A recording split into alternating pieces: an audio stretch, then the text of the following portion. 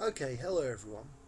So today I'd like to talk about what I consider to be one of the most beautiful ideas in all of geometry and thoroughly unappreciated. It's the notion of polarities.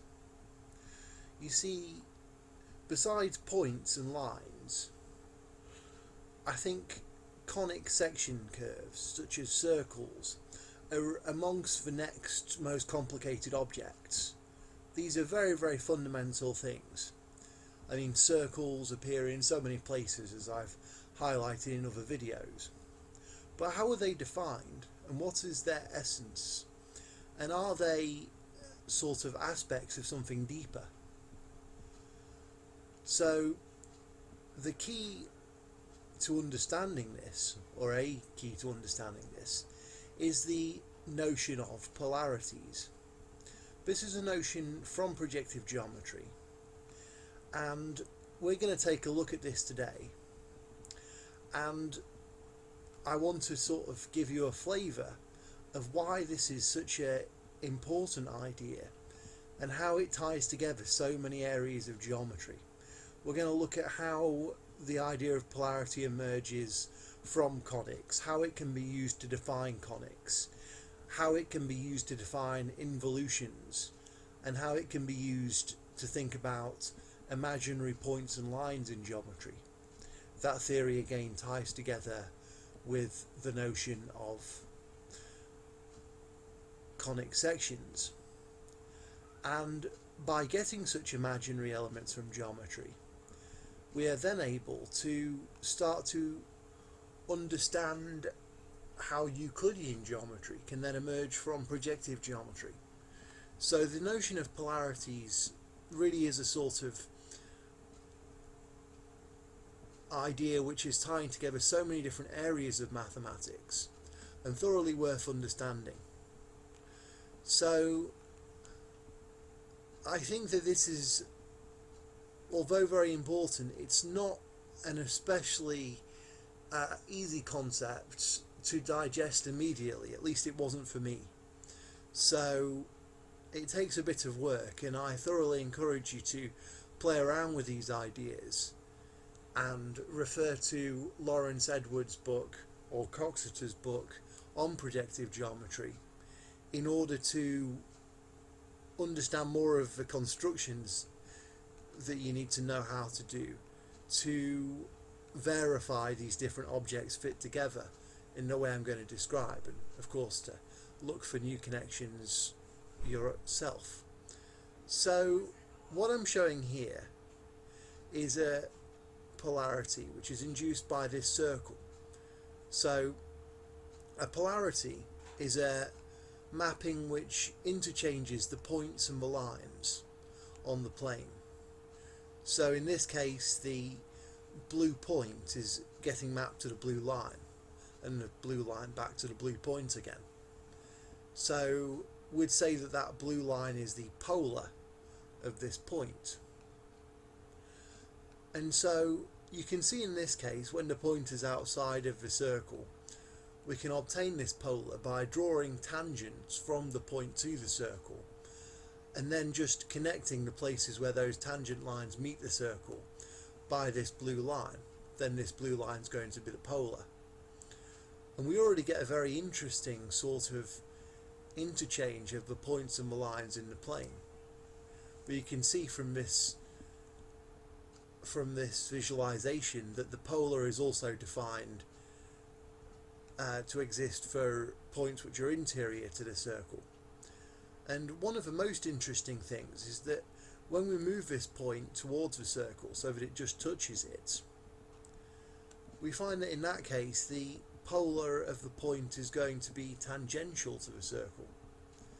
And this is one of the very deep things about polarities. It is that in fact they can be used to define conics. So I mean, we can imagine that rather than having the circle and using it to generate this conic as I've done, we initially had this using the circle to generate this polarity as I've done, we can imagine that we had this polarity initially, And then with this polarity, we can then find all of the points which are touching their own polars, and the set of all such points will precisely be the conic. So all conic sections can be defined this way, and this really gives us a kind of richer viewpoint of what a conic is, because when we start to look at the different polarities with an eye to the real points and lines of geometry, we find that yes, some of these polarities do have these points which are touching their own polars and do define real conics, whereas there are other polarities which don't seem to define anything because the point's never touching its own polar. But if we look at such systems and we take a kind of enlarged view where we allow the imaginary points and lines of geometry to take their roles, as we can do in a completely geometric way, well, if we do that, then we find more general types of conics which we can't see but which nevertheless have very rich structures. For example, the circle with an imaginary radius. So we're going to come across lots of these interesting sorts of ideas as we explore the notion of polarity. Okay then, so let's start by working towards a definition of what a polarity is. So to begin with, we have our projective plane, which has points and lines. Now there are going to be two special sorts of what I'll call one-dimensional forms, those being the set of all points on a line, sometimes called the range of points on a line, and the set of all lines through a point, sometimes called the pencil of lines through a point. Now, a polarity is a special sort of projection, and so we're going to have to define what projections are. And the fundamental kind of building block which we can think of projections as being made out of is this idea of an elementary correspondence. So that's a way to relate the set of points on a line to the set of lines through a point. Really the simplest way you can think of. So imagine we have a line F, as I've shown in black here, and we have a point D. So we're going to have all these different possible points E on this line F. And each of those points is naturally going to be related to a line through D. We can write that line as ED. So in general, when we have a pair of, well, in general we'll use capital letters to denote points, and when we have a line through a pair of points, we can denote that line as, well, we can denote it just by writing one point after the other. So capital A, capital B denotes the line through capital A and capital B. And in this case here in this elementary correspondence, we're thinking of this point E as being mapped to this line ED through point E and point D. So in doing so, we relate these one-dimensional forms. We put them into one-to-one correspondence. And so this is a type of elementary correspondence. The other type is just the same idea but going backwards. So we can think of this purple line, these different purple lines through the point D, as being in elementary correspondence with the points on this line F. The same idea, just working in reverse. So the line corresponds to the point of F which it intersects with F at. In doing so, we can map the lines of D onto the points. This is a very, very simple idea. These elementary correspondences can go from ranges of points on a line to pencils of lines through a point, or vice versa.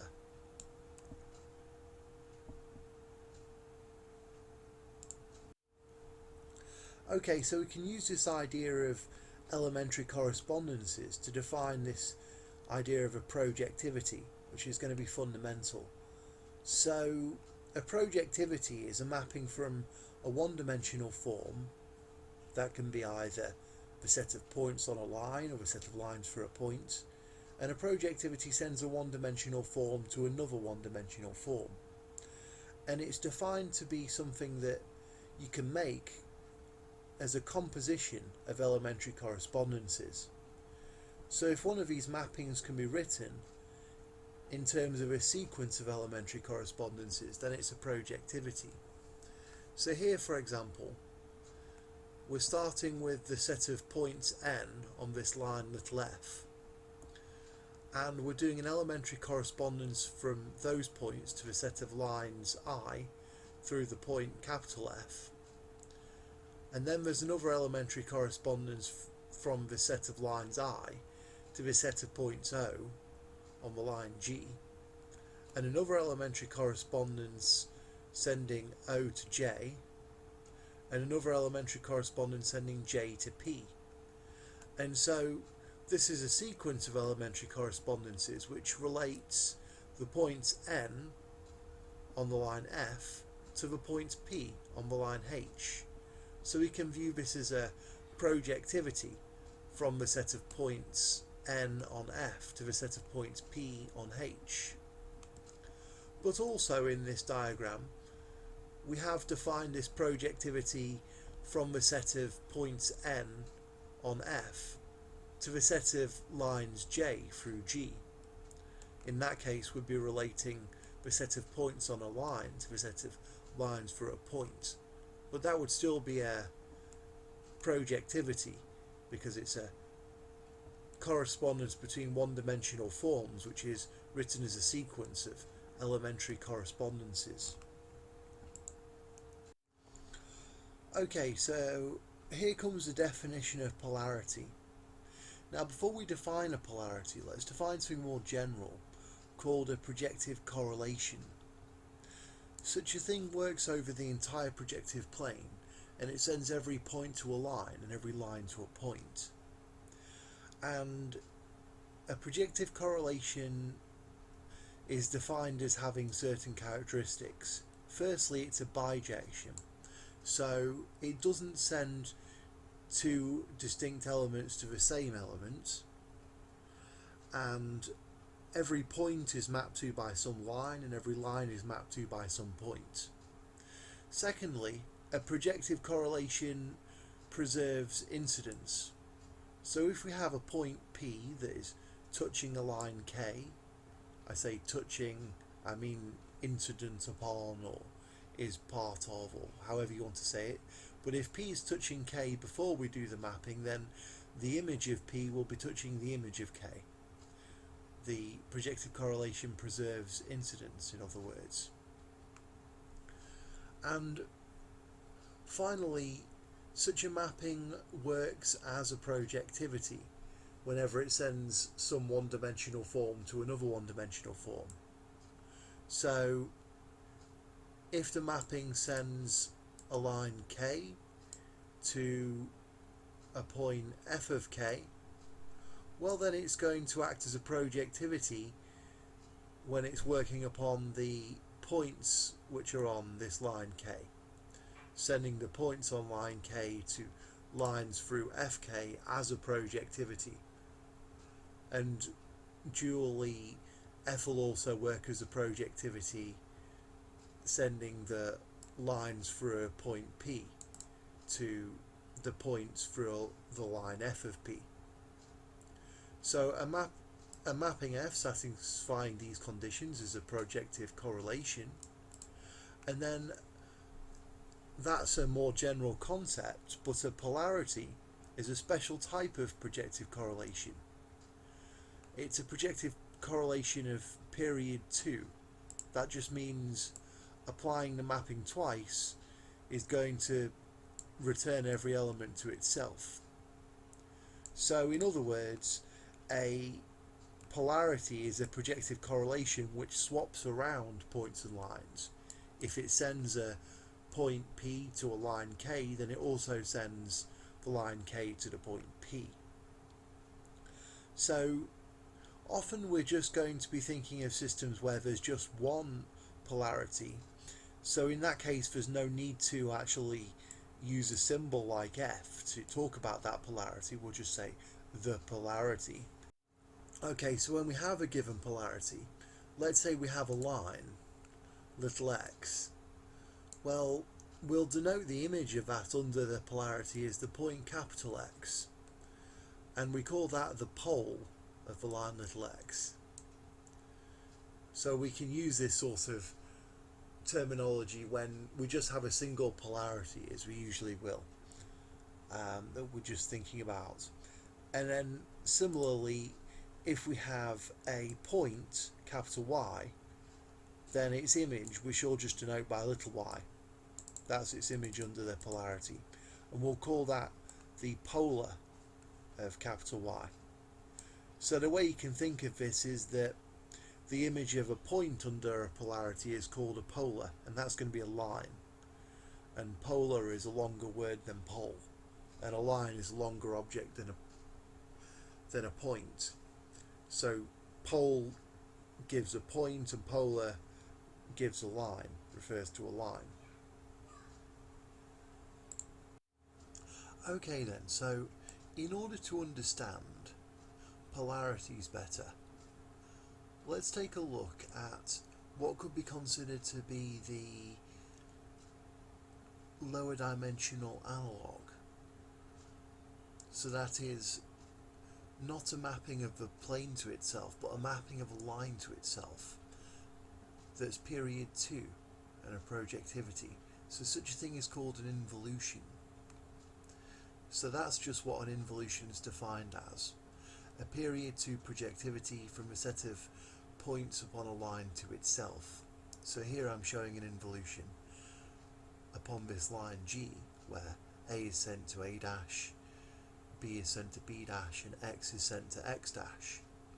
And every point P dash is sent to the point P, because it's a period 2 mapping. Applying it twice returns every point to its own position. So involutions have this nice simple definition, and they pop up in lots of interesting places in projective geometry. I think they're a really good place to start to get a handle on this subject, because these things occur in so many places. And what we can do is take a look at how one can work out such an involution. Let's say you're given points A and A dash and points B and B dash that are paired off with each other in the involution. Well, how do you find out the image of an extra point X? So if we can find out how to determine X dash given all this other information, then we can understand how to construct general involutions, and that's going to help us later think about polarities.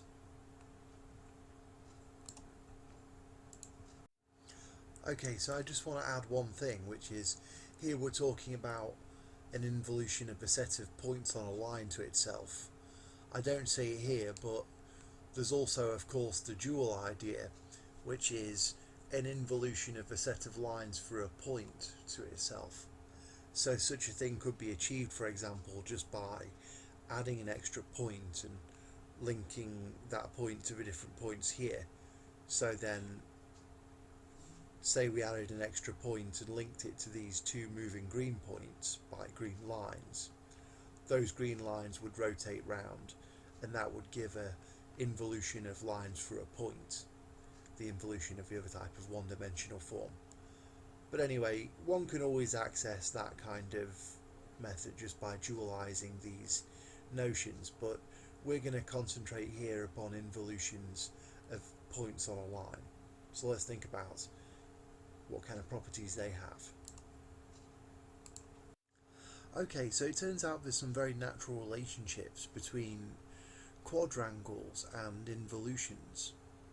So a quadrangle just consists of 4 points called vertices, no 3 of which lie upon the same straight line. And once we've got those 4 points, we can think about the different lines between pairs of them.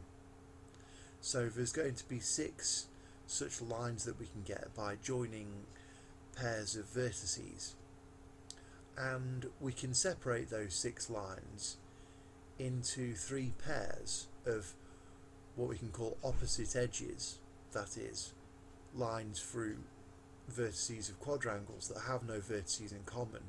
So for example, these 2 blue lines in this picture here, they're opposite edges of the quadrangle through P, Q, R and S, because they connect pairs of vertices of the quadrangle, but those 2 lines have no vertices in common with each other. So there's these 3 pairs of opposite edges. Now it turns out that those sort of define an involution. So if we take a look at this purple line, which we can think of an involution as occurring on, well, these opposite edges meet this purple line in points which are mapped to one another under the involution. So the blue opposite edges meet the line at A and A dash, and A and A dash are swapped around by the involution. Similarly, the red opposite edges meet the line at the swapped points B and B dash, and the green edges at the points X and X dash. So here we have a way in which these points are swapped round and this involution is defined. Okay, so let's have a look at how to actually work out one of these polarities in practice. So suppose we have a polarity of this line G, this purple line, and we know that it swaps around points A and A dash, and it swaps around points B and B dash. Well, how can we work out the rest of the way this system works? Well, we can do so using this idea of the so-called quadrangular sets. So all we have to do is create a quadrangle so that this quadrangle has the properties that 2 of its opposite sides go through A and A dash, and 2 of its opposite sides go through B and B dash, and 1 of its other sides goes through one of its other sides goes through X. In this case, the opposite side to that side through X is going to go through the image of X, which is X dash. So how do we do it? Well, what we can do, if we just put 3 points anywhere we like, Q, R and S, and let's position those not anywhere we like, we'll position those so that the sides of this triangle through Q, R and S are going to pass through the points X, B and A dash respectively. So that's always going to be possible. And then after we've done that, if we then draw a line through R and B dash, and a line through A and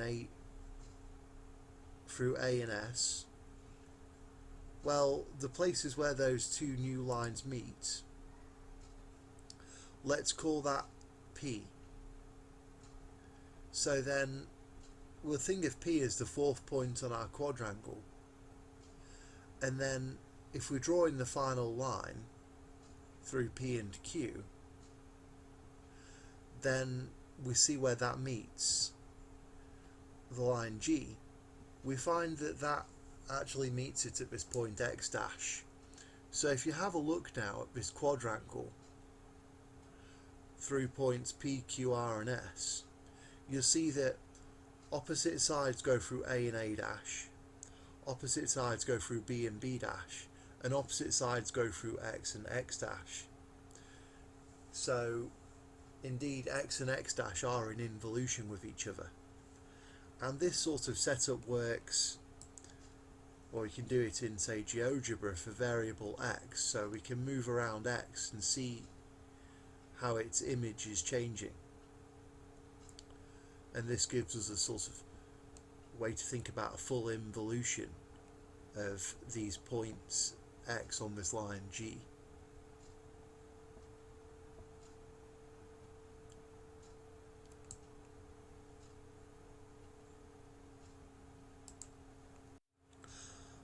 Okay, so let's return now to thinking about polarities. And what I want to show is that a polarity, which is a mapping interchanging points and lines across the entire plane, induces a involution upon any given line.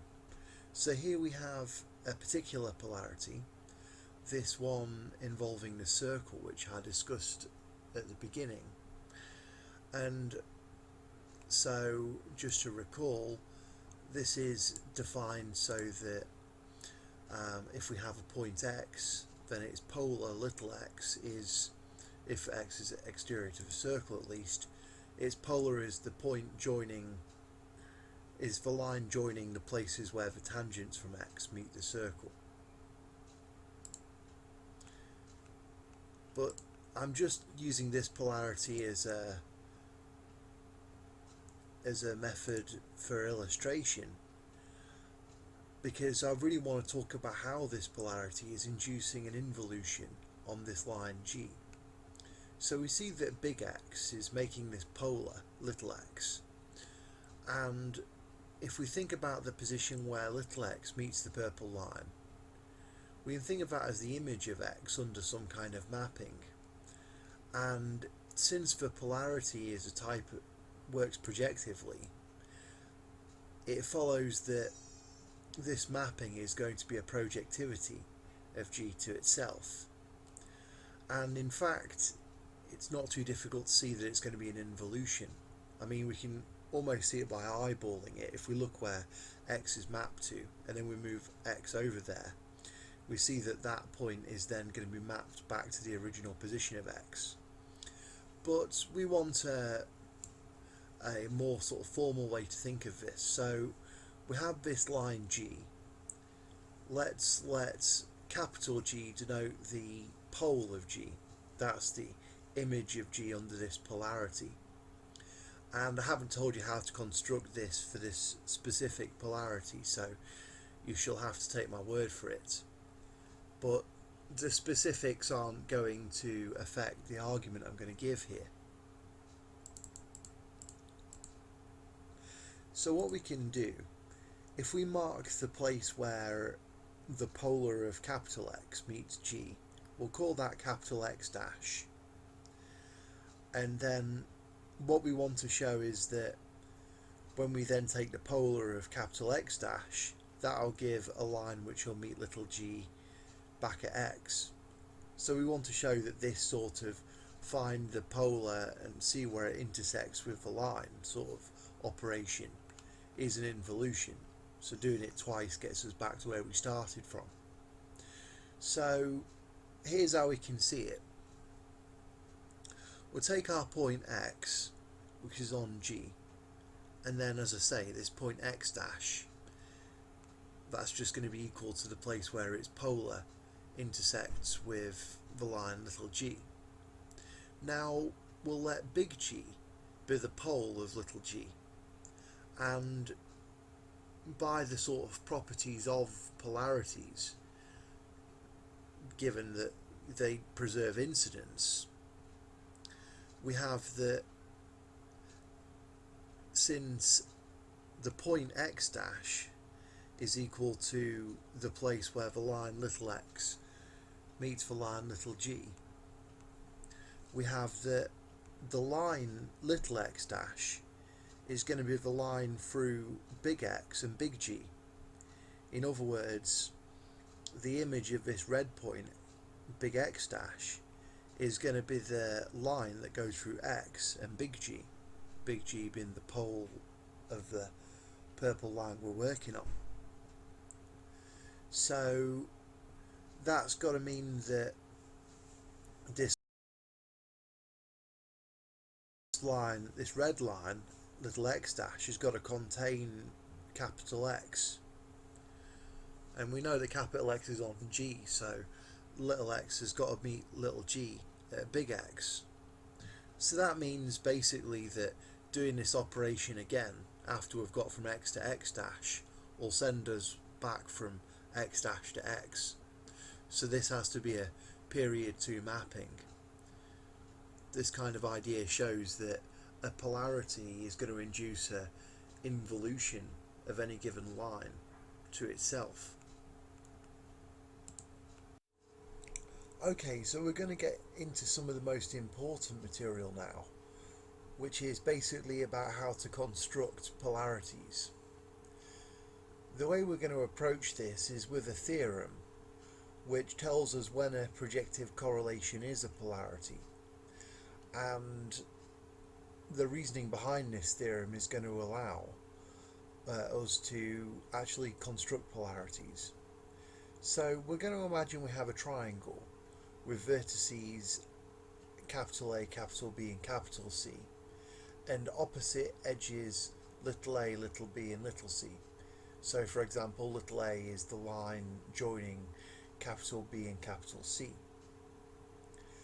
And we're going to suppose that this labelling is not coincidental, but in fact specifies how our projective correlation works.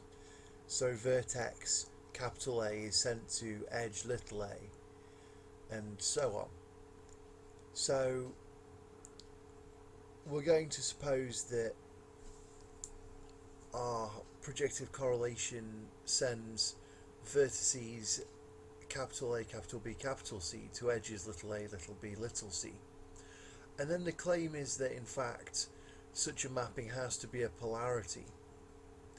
So the way we're going to approach this is we'll pick a generic point capital P and suppose that that's sent to a line little p. Now we can make some definitions. We can call P subscript A the point that we get from joining capital A and capital P and seeing where that line meets little a. Similarly, we define P subscript B and P subscript C. Also, we define A subscript P as the point where the line little p, the purple line, meets the edge little a. And similarly, we define B subscript P and C subscript P. So okay, let's start with thinking about this projective correlation. We're going to start by thinking about the edge little c. And the claim is that this projective correlation actually induces an involution on the edge little c. So we can define this mapping as we were doing previously, so that let's say if we have a generic point capital K on this line little c, well, under our projective correlation that's going to get sent to a line little k, and little k is going to meet c, little c, at this point little k, little c. So little k, little c denotes the point where lines little k and little k meet. And so kc is going to be another point on this line c. And so this kind of projectivity, which is defined in this manner by essentially taking a point, looking at the line which is its image and where that line meets little c, that mapping, we claim that that's actually an involution. So how do we know it's an involution? So the reason that this mapping restricted to C is an involution is that if we take a look at point B, well, we know that B is going to be set, big B is going to be sent to the line little b, and so looking at this projectivity on the line little c, the point big B is going to be mapped to the point where little b meets little c, and that's the point capital A. And similarly, capital A will get sent to capital B. So this projectivity acting on the line little c is going to swap round the vertices capital A and capital B, and so it'll act as a sort of period 2 mapping when just restricted to those points. But it's a well-known result about involutions that if an involution works in a period 2 manner upon a pair of points, then it actually works in a period 2 manner on every pair of points it works on. So it's not just these points that get swapped round. Anything that gets moved under the involution gets swapped round. So anything that gets moved under the mapping gets swapped round. Therefore it's an involution. So essentially that implies that this mapping, where a point capital K on the line little c gets mapped to the point little k little c, is an involution. So we'll use that fact in a minute. Essentially, the next thing is that if we consider the point P subscript C, well, that's going to be the point that we get from joining capital P and capital C by a line and seeing where that line meets little c. Well, under our correlation, that point gets sent to the line obtained by finding where little p and little c meet and then joining that point to capital C.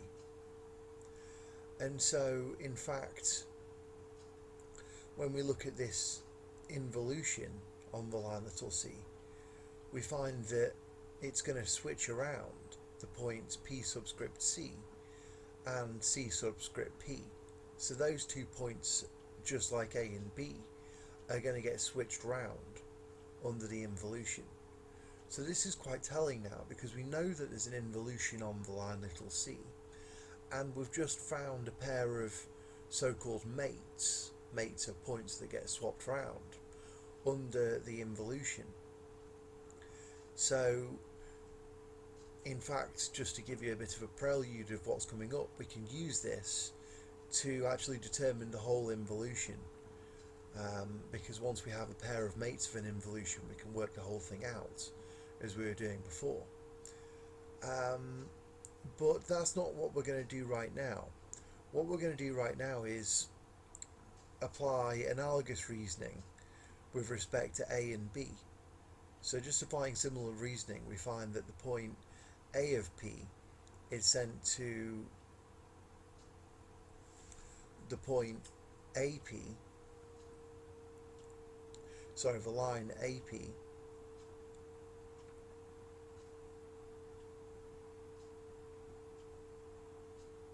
yes, excuse me, so let me just finish that thought. So we know that our involution swaps around P of C and C of P.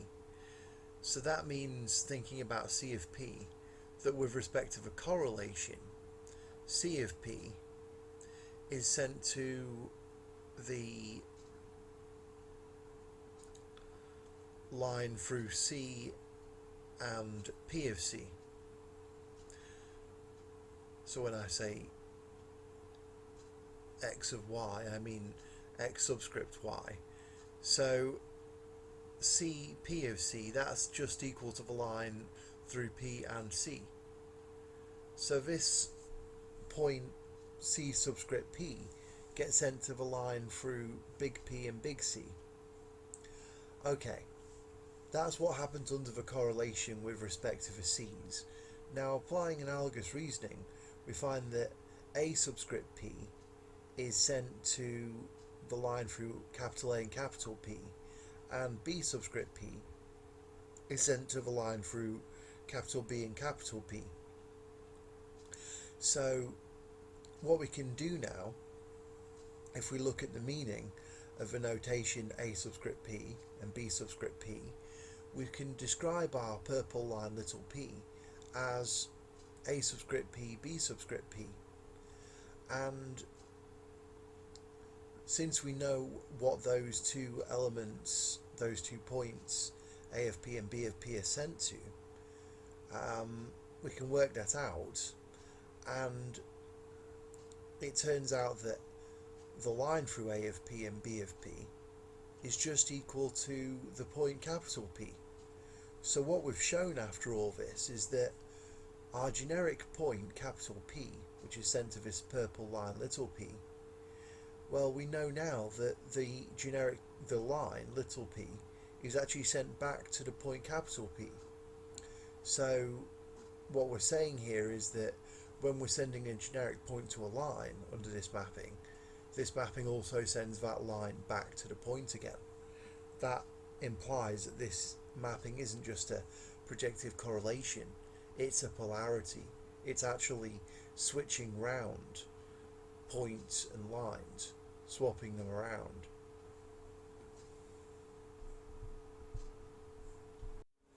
Okay, so we're going to use this result now to come up with a method of determining the image of a point capital X under a polarity. So suppose that this triangle ABC is, as they say, self-polar under this polarity. In other words, it has this property that the vertex capital A is sent to the edge little a that's opposite is in the triangle, etc. So we want to work out now what the image of capital X is. We need one extra piece of information. We need to know how this polarity works upon an extra vertex capital P. We need to know the line little p that vertex is swapped with under the polarity. And given all that information, we can work out how this polarity is going to affect this point capital X. So here's what we can do. We'll use the same notation as before. So X subscript A, that's just going to be the point that we get from joining A and X and seeing where that line meets little a. Similarly, we find X subscript B. So we have a point from X on little a and a point from X on little b, and what we're going to do now is determine the images of those points with respect to the involution on line A and the involution on line B respectively. So firstly, let's concentrate on the A business. So we'll think about this involution, which is induced by our polarity on this edge little a. Well, we know from our previous reasoning that this involution is going to swap around B and C, and it's going to swap around the point P of A, and the point A of P. So we already know how this involution works upon two pairs of points. So by our kind of quadrangular set based method that we were talking about before, we can then work out what the image of X of A is going to be. So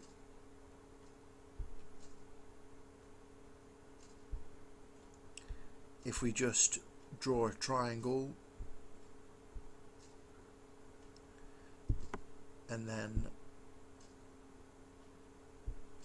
complete it as before to make a quadrangle, we find that, so we make this quadrangle that has opposite edges going through these different corresponding points under this involution, and of course this quadrangle has three pairs of opposite edges, and one of these edges doesn't have a point associated with it yet. So when we add that point in, finding out where that last edge meets up with little a, it does so at the image of X subscript A. So we can call that point A subscript X, and that's going to be one of the points which the image of capital X passes through. So all we need to do now is to do the whole kind of process like that again, but with respect to the B's instead of the A's. So in a completely analogous way, we use this quadrangle based method to work out the image of the point x subscript b under the involution which switches around A and C and switches around P of B and B of P, and that gives us this point B subscript x. So all we do now is just join A subscript x with B subscript x, and that's the image of x under our involution. So we're done.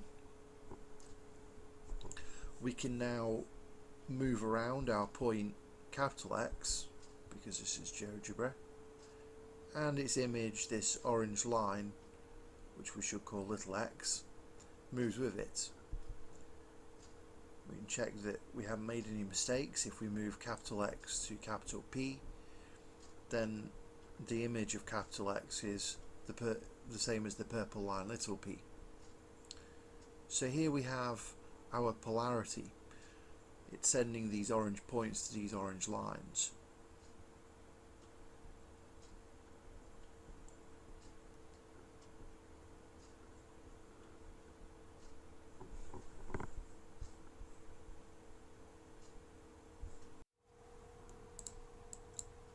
Okay, so one of the most important things about these polarities, now that we know how to construct them, is that conic section curves, the familiar ellipses, hyperbola and such, can be defined in terms of polarities. So we can now see how that works. Basically, we can define a conic as the set of all points that are touching their own polars under a polarity. So using this construction from this self-polar triangle ABC, and given that point capital P and line little p are interchanged under our polarity, we have all the sort of ingredients to define the polarity properly. And as I've just described, we can now find the image of a point capital X under such a polarity, the polar of it, the orange line. And so I've dynamically linked that up. So as we move our point little x, its polar under this polarity moves. And so now let's use GeoGebra to roughly plot the different points which are touching their own polars. So I've told GeoGebra to make a blue point roughly whenever x is touching the orange line, its image under this polarity, and we can see, hopefully, that the set of points which are touching their own polars in this case forms an ellipse. So this is a very interesting idea, that we can get the conics from these polarities, and also note that this involves nothing but straight line construction. So it's very interesting to see this sort of conic emerge as the set of points touching their own polars. Also, the conic actually, although we normally think of it as a pointwise form, it also can equally be viewed as the set of all lines which are tangent to it, the so-called line-wise conic. And that also, of course, emerges dually from thinking about polarities. Another interesting thing here is that by varying our ingredients, for example, moving this point capital P, which is sent to this purple line, we've altered our polarity a bit. So now we can again map the set of all points touching their own polars, and this should lead to another polarity. Maybe I'll make a more extreme modification.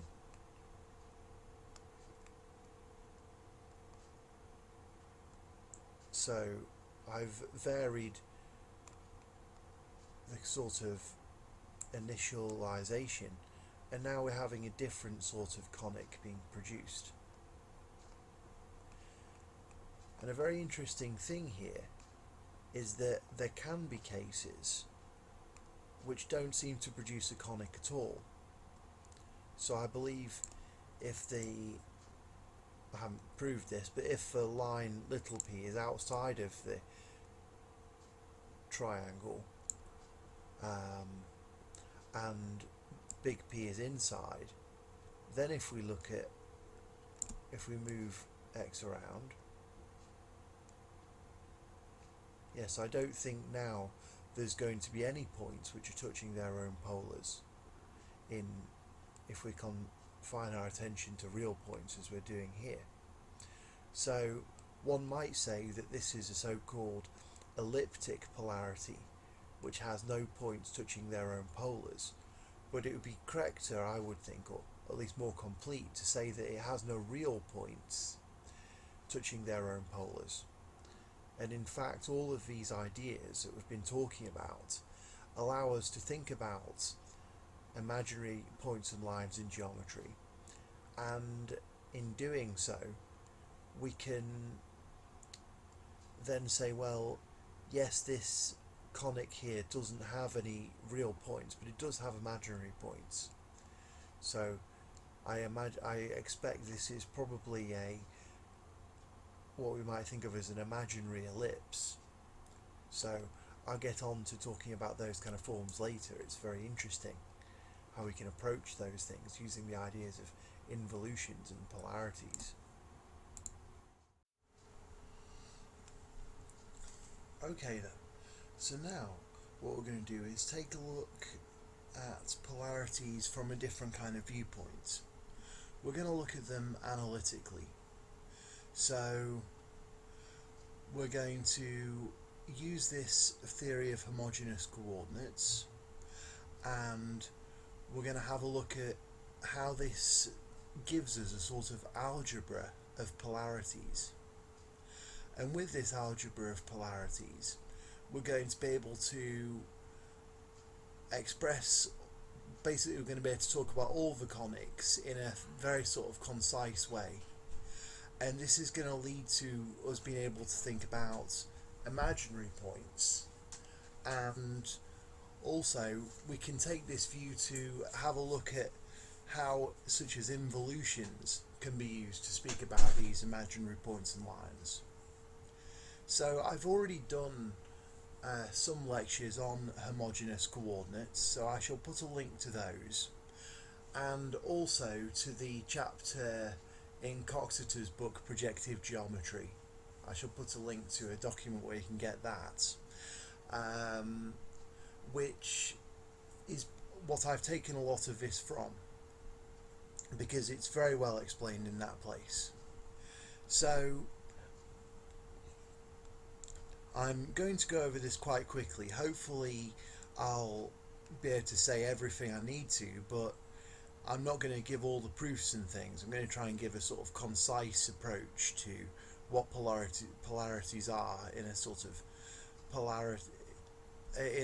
analytic vein. So a point in homogeneous coordinates, we'll write that as a symbol with round brackets around it. I know normally in geometry, when we're just talking about the actual objects, we use capital letters to denote points and lowercase letters to denote lines. Often when we're talking analytically, we're talking about the coordinates, we use the opposite kind of convention. And that sort of makes sense because, well, for example, in homogeneous coordinates, there can be multiple different algebraic expressions for a particular object. But what really differentiates points and lines is that we use round brackets for points and square brackets for lines, as you shall see. So in homogeneous coordinates, a point is a list of three entities. Typically we think of them as being real numbers, or they could be complex numbers, or in fact anything from a commutative field. But for the time being, it's probably most useful to think of these things as being complex numbers, or real numbers if you're more familiar, if that is more comfortable for you. So we have these three numbers, x1, x2 and x3, and we don't ever allow them all to be 0, and this is representing a point. Now, one important thing is that the only thing that matters with regard to what we're referring to geometrically is the ratio of these three numbers. So if we multiply x1, x2 and x3 by any non-zero term lambda, then that gives us another expression, but it refers to the same point.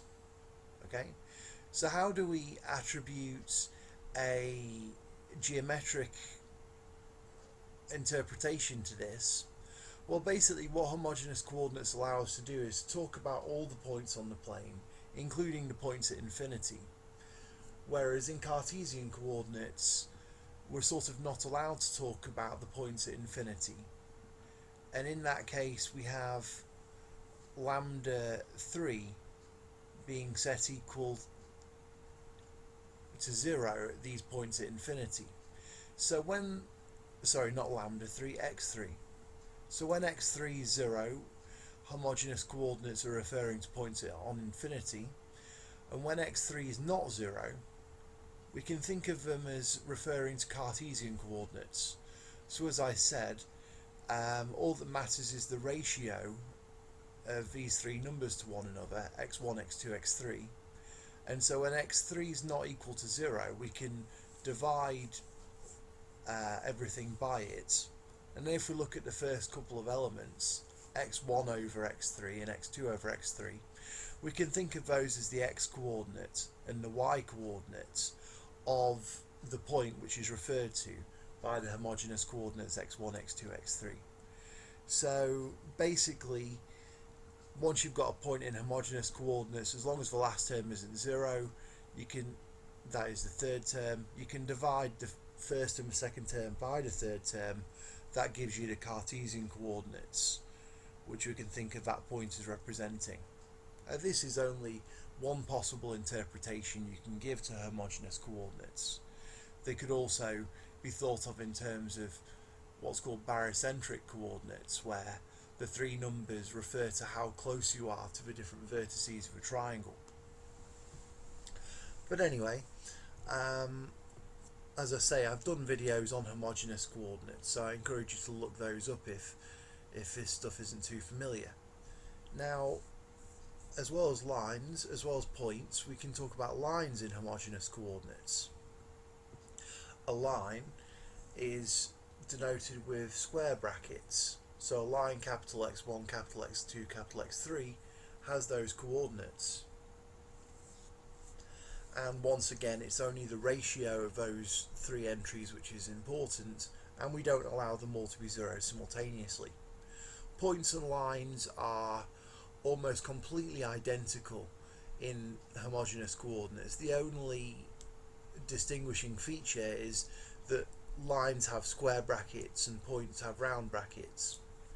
And a point and a line are incident upon each other, touching, exactly when their dot product is 0. So when the first entry of the line's coordinate times the first entry of the point's coordinate plus the second plus the third entries, that gives 0.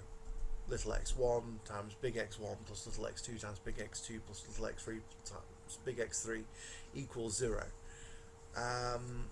So now you know what points are, and you know this expression, you can use it to understand what lines are. And the duality between points and lines is evident here. And really from this point on, you can basically derive a heck of a lot of geometry. You don't need to assume axioms and things like that. It all comes out of the numbers from this point on. Okay, so let's get on to something a bit more advanced.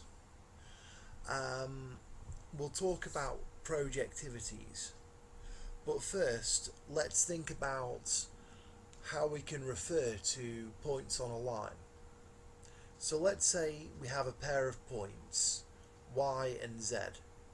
Now I'm using these lowercase bracketed expressions to refer to points because we're thinking in terms of coordinates.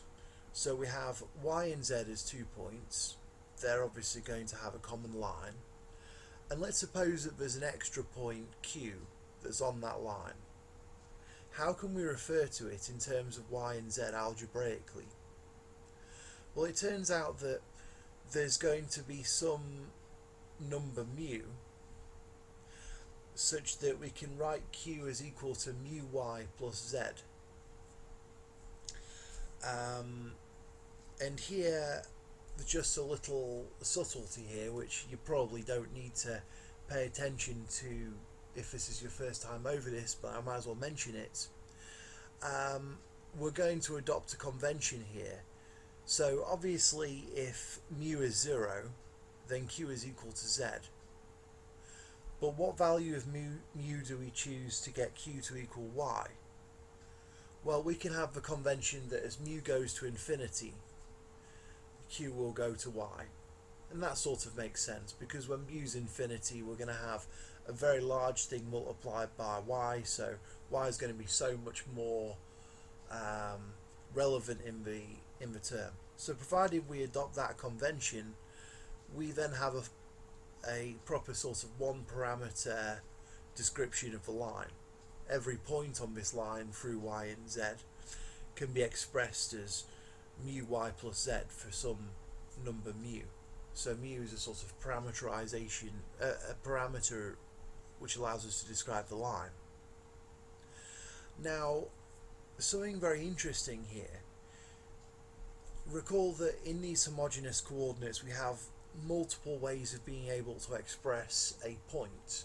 For example, the point 1, 2, 2 is identical to the point 2, 4, 4, because it's only the ratio of the entries in the coordinates that matter.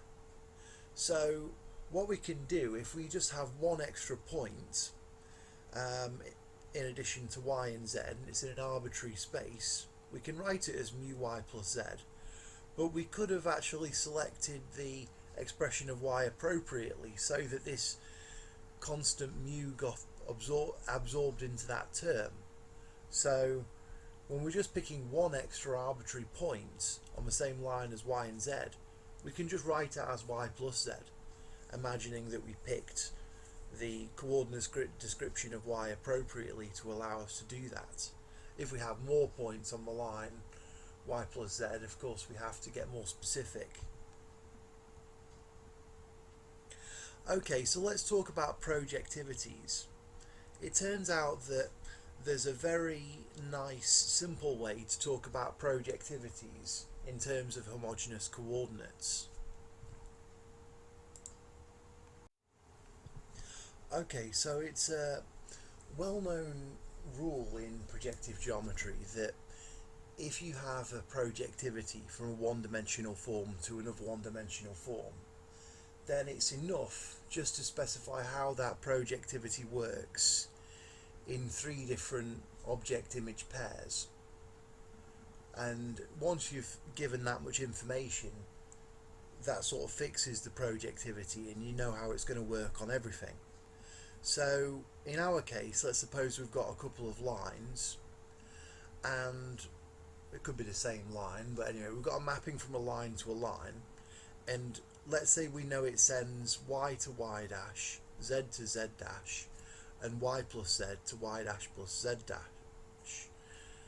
So those are mappings from 3 arbitrary points to 3 arbitrary points. Now that's enough to determine what the projectivity is.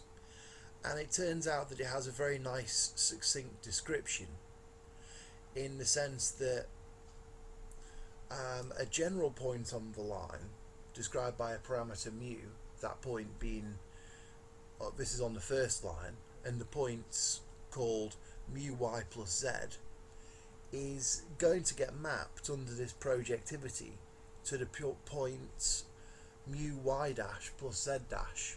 So yeah, forgot to put a dash in there. So this is a very nice result because it's the same parameter mu which is describing our points on the first line and our points on the second line.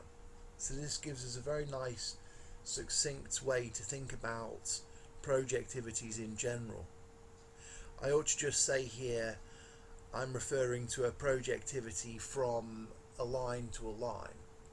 But if you were doing this as a projectivity from a line with points little y, little z, and little y plus little z, it could go to, rather than this projectivity sending things to a line, sending things to points on a line, we could be mapping to lines for a point, in which case the images of those 4 points y, z, y plus z, mu y plus z, all in lowercase, the images of those points would be capital Y dash, capital Z dash, capital Y dash plus capital Z dash, capital Y dash times mu plus capital Z dash, those being lines. So basically the same expression works if we just replace points with lines, because both things are one-dimensional forms and they're really quite similar with respect to these kind of operations. Okay, what about when we have a projectivity from a line to itself? Well, that's a kind of simpler case, and I thought I should just point out, while we're here, a very nice, interesting fact. So let's suppose we've got this line through y and z, and we're going to look at a slightly different way to think about the parameterization here. We're going to suppose that this projectivity sends the point mu y plus z to the point mu dash y plus z. So we have one parameterization of the initial points and another parameterization involving mu dash of the final images. So then we can basically think about how mu dash is going to be related to mu, how the parameter which describes our initial point influences the parameter which describes the final point in our projectivity.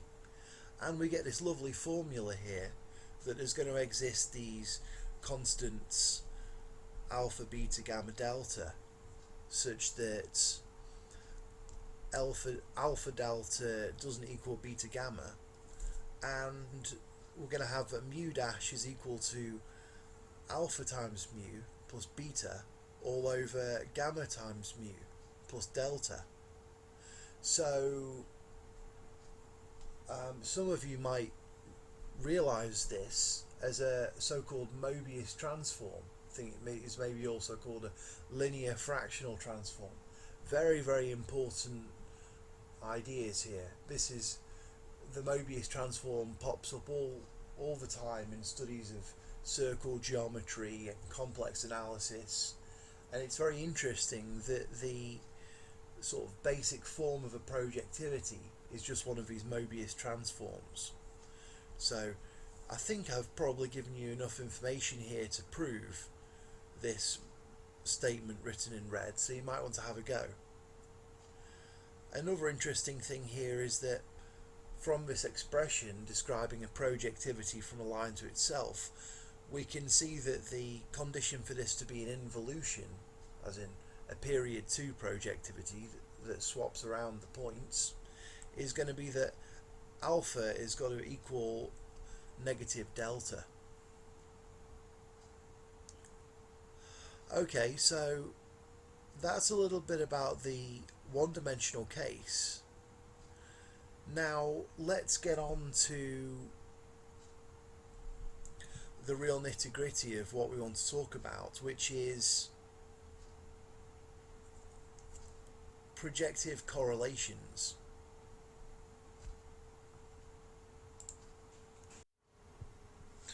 Okay, so a projective correlation is described by these 9 different constants which we can gather into a matrix, C11, C12, C13, etc.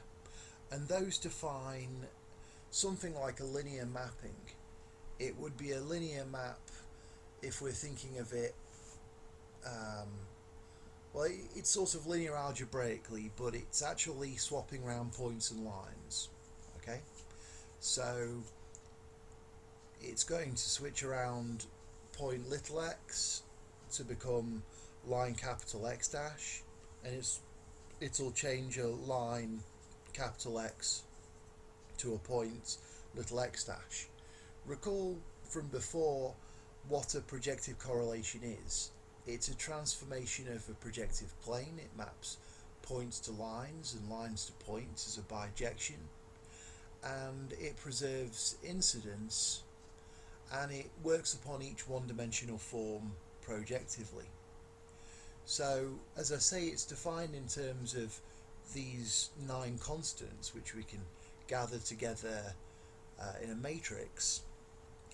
And the sort of defining feature of it is that if we want to work out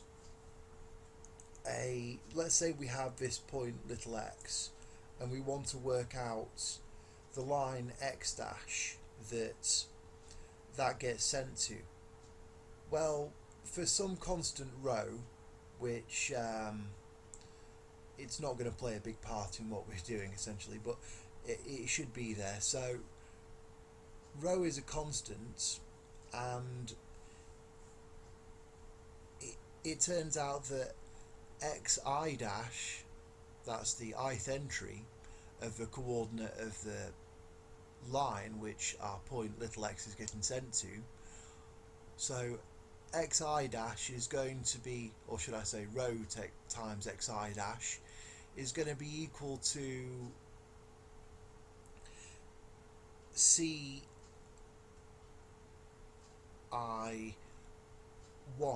x1 plus ci2 x2 plus ci3 x3. So basically this matrix is sort of doing a kind of linear transformation. So the coordinates of this line are depending linearly on those of the points, and we're multiplying those things on the left by this constant rho, but all of the entries of xi dash are being multiplied by rho, so it's not going to affect the geometric interpretation of what's going on if we set rho equal to 1. So from the way that this mapping works in translating points into lines, we can think about how it must work as it's changing lines into points.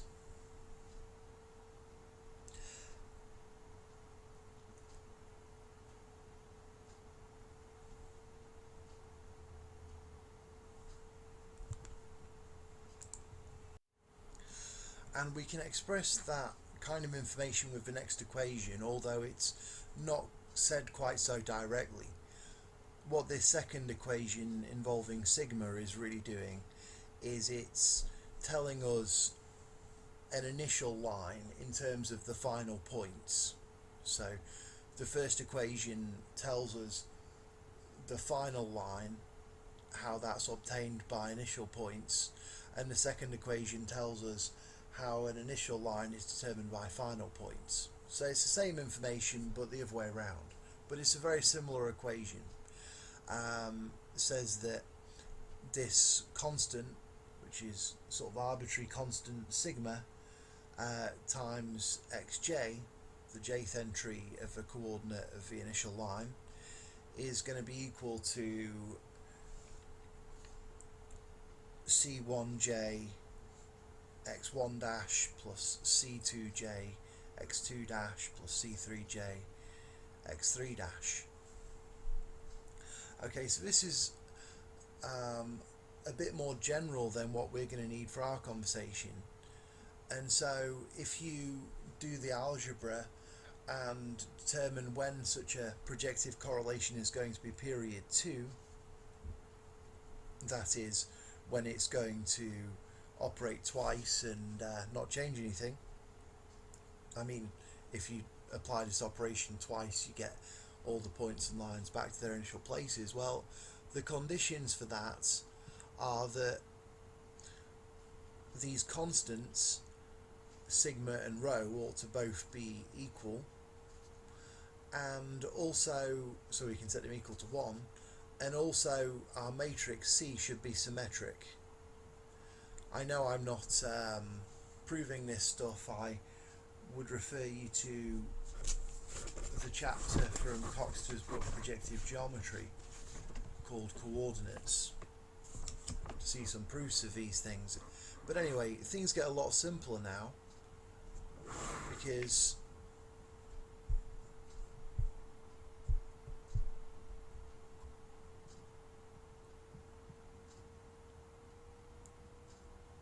in this case where we have a polarity, we basically can forget about these constants, and our matrix is going to be a symmetric one. So each Cij is going to be equal to Cji. And so now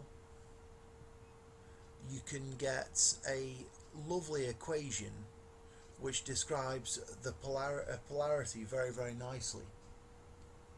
So in particular, let's say that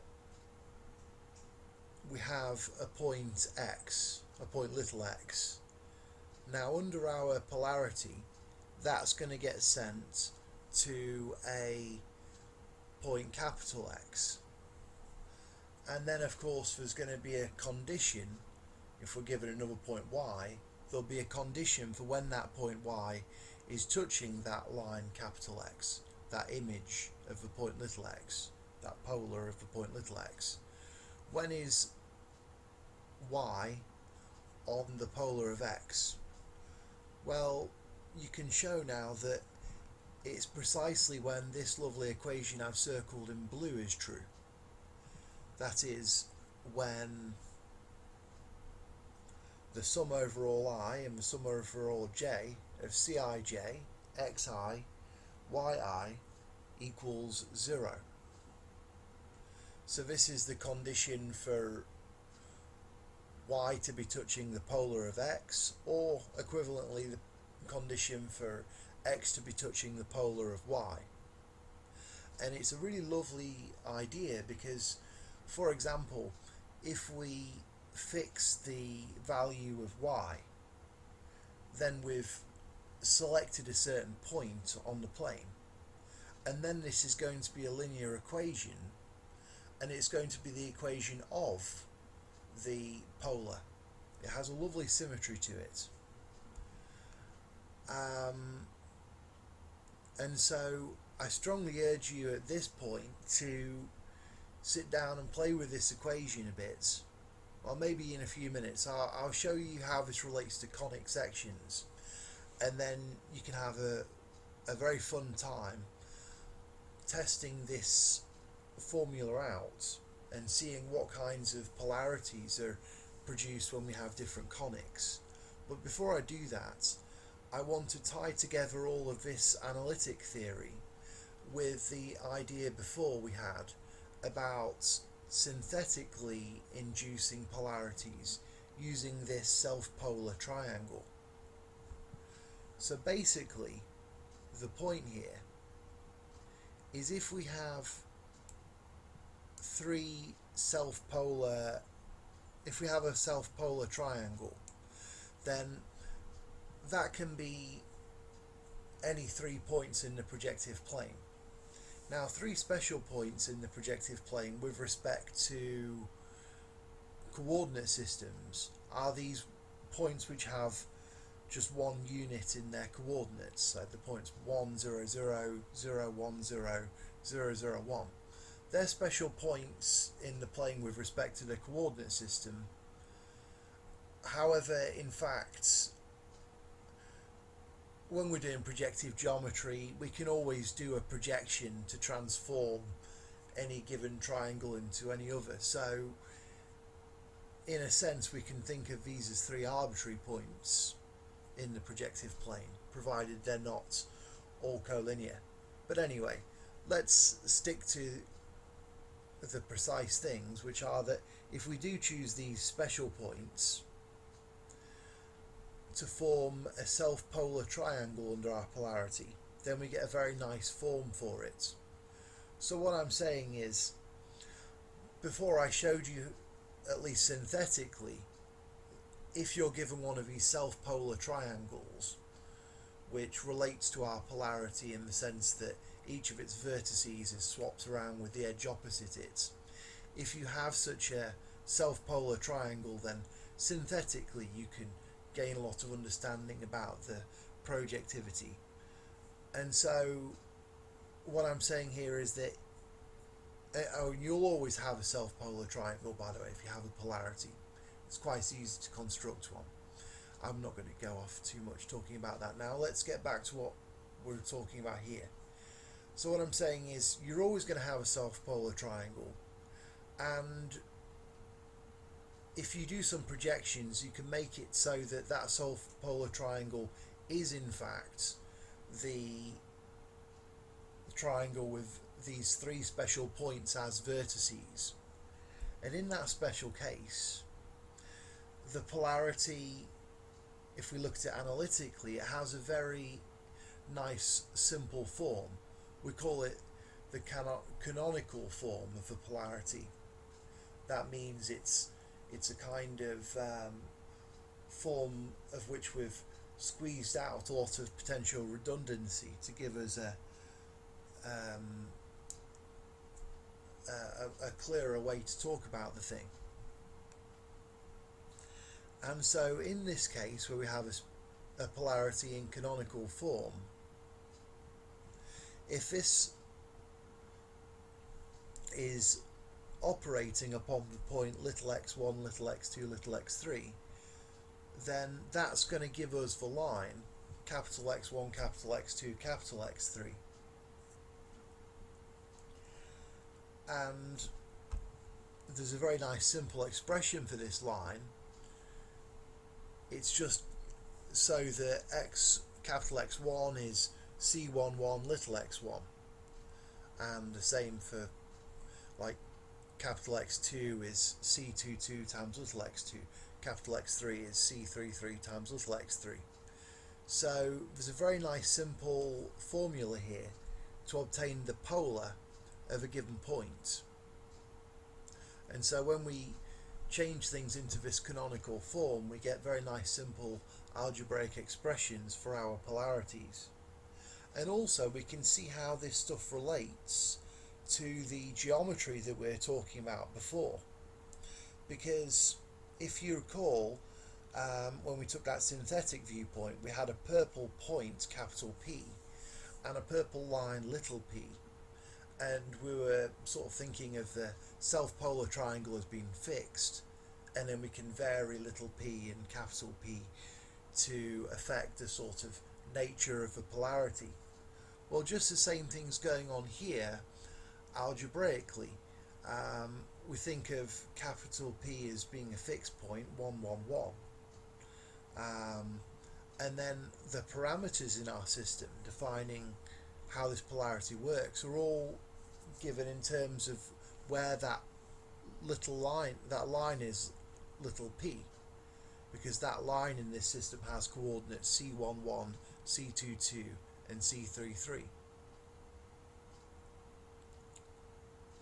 Okay then, so if we go back to this lovely equation that I've circled in blue, this is really perhaps the most important equation in this talk, and I've expanded it out here.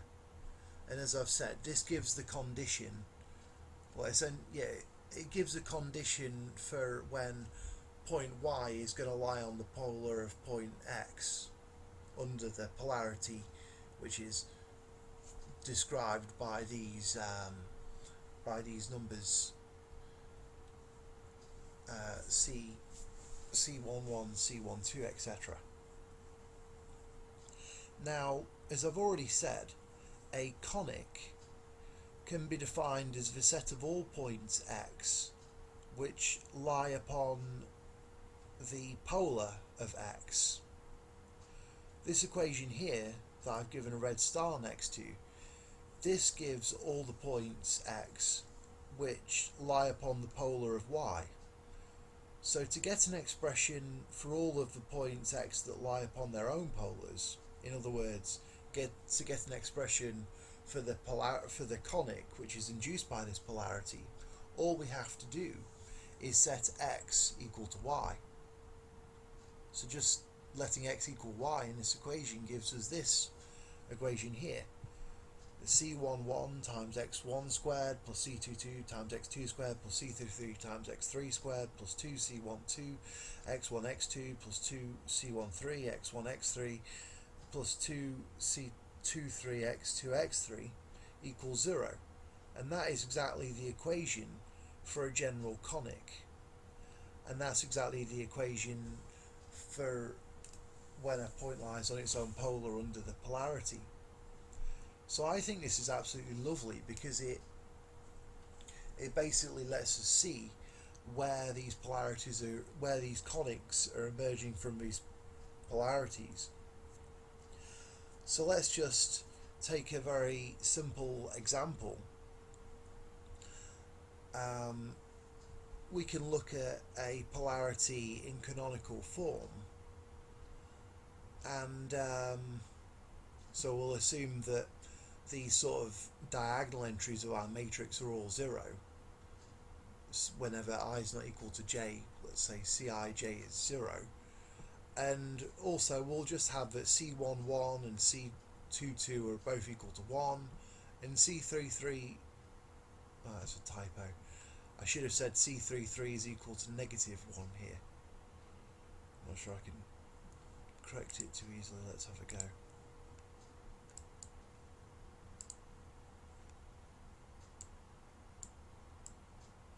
Okay, so under these kind of conditions we get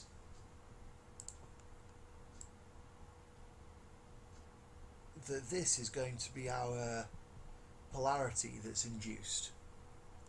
So it's a very nice simple equation, and if we look at what conic comes from this, just by setting little x equal to little y, we get this expression here. And this will look more familiar if we convert it into Cartesian coordinates. So if we're just interested in the finite points of this equation, we'll set x3 is equal to 0. Sorry, we'll divide everything by x3, and writing that scripted x is equal to x1 over x3 and scripted y is equal to x2 over x3, this equation here actually becomes the equation of the circle. This equation x squared plus y squared equals 1. So this actually is the unit circle here. That's what we've obtained by getting this polarity and by looking at the points which lie upon their own polars. But so this is obviously a very nice expression, this thing from a circle here, but we see that really the more fundamental form is actually this polarity that I've marked the equation of with this green hash, because this doesn't just tell us about the kind of points which are touching their own polars which form the circle. It also tells us all about lots of other dynamics of points and lines getting switched around, which is occurring about the circle. And we can get some feeling of how this works. So if you pick a certain point, let's say x, and you fix it in this formula, then you'll get an equation for y, and that'll be the equation of a line of points y, and that'll basically give you a polar of the point x, that set of points y which lie upon the polar of x. And if you remember at the very beginning, I was talking about and showing some pictures of a circle. I mean, I can get it back.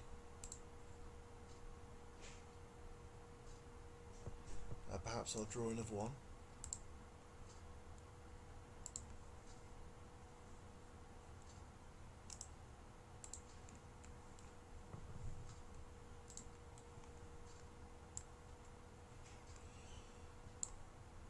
Okay, so if we have a circle,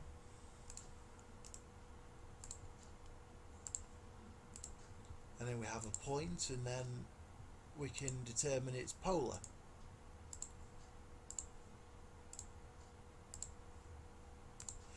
And this is exactly what we're getting here. So if we call this point little x, if I'm allowed to, we have to call it x as a caption.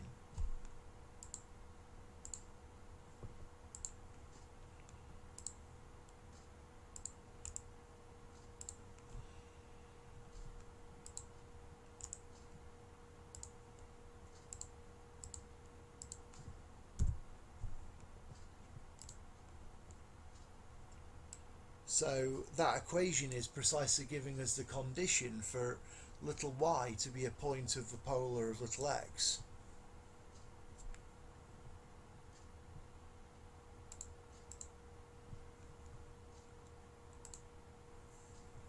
So that's what we're getting by this equation with a hash next to it. So from here, hopefully you're starting to see how important polarities are for defining conics. And now we're going to start moving towards thinking about imaginary numbers. So I think if you think about what I've just talked about and note that it can all be described in terms of complex numbers, so all of these different entities I've been talking about, they can be thought of as complex numbers, and we see that that's very closely related to these ideas of polarities and involutions, and this is going to shed some light on it. So for example, in this case here, in this example, I chose C11 and C1 and C22 is equal to 1 and C33 is equal to -1. But if we have C3 is equal to just 1 instead of -1 and keep everything else the same, we don't get a unit real circle, we get an imaginary circle. In that case, we still have a polarity that we can think of in ordinary terms involving real coefficients and so on, but that polarity never sends any point to a line that touches that point, and in fact that is the imaginary circle that we get there. So we're very close to some very interesting ground now. Okay then, so now we have understanding of conics. Let's start to explore how conics and polarities and involutions relate to imaginary elements in geometry. So imaginary elements in geometry are much like imaginary numbers, and in a sense they sort of first emerge from quadratic forms, at least speaking numerically. I mean, we're talking basically about things involving the square root of -1. So such equations should involve numbers to the power of 2 or greater, x squareds and so on. So circles and conics sort of satisfy these criteria, and we can see imaginary numbers and imaginary geometric elements emerge quite quickly when we ask some simple questions about conics. So a nice, very simple question to ask is, if we take the equation for a circle for a unit circle, which is a height of b above the origin, that'll have the equation x squared plus y minus b squared equals 1. Well, we can ask, where does that circle meet the line where y equals 0? And we can solve the equation quite easily and find, of course, y has to equal 0 and x is going to be equal to plus or minus the square root of 1 minus b squared. So when b is less than 1, this system's clearly going to have intersection points which are real. But the naive view, if b is greater than 1, if the circle's too high above the line, is that it won't meet the line at all. However, it's interesting that if we sort of take the square root of minus 1 outside of the square root sign, we can rewrite this expression of y in the intersection points of the line and the circle as I, well, I is the square root of minus 1. We can write these points as I times the square root of b squared minus 1, plus or minus that quantity. So this is quite telling, because it makes a lot of sense, in fact, to say that in this case the circle and the line are actually meeting one another at imaginary points. I've discussed this in some other videos, and really this gives us an idea of the whole kind of extra amount of structure to the circle. So, for example, we can visualize these two meeting points that this circle has with this line by these kind of vectors, which point out from, in this case, the place where a perpendicular to the line goes through the centre of the circle, the place where such a perpendicular emanates from. That would be like the centre, and then these arrows having this amplitude of square root of b squared minus 1 in opposite directions are basically vectors which are showing the sort of imaginary components of these points, and they're emanating from the real components of these meeting points. So I know I'm not being especially clear, but I'm just trying to introduce the concepts and basically trying to tell you that yes, in this case the meeting points are imaginary, but we can simply represent their magnitudes by real drawings. Now this is perhaps a little bit too metrical for our tastes, been liking to stick to projective geometry, and we'll find later much more satisfactory ways of geometrically representing imaginary elements. I just wanted to draw your attention to the fact that these things can be seen algebraically, and so our hope to understand them geometrically is worthwhile.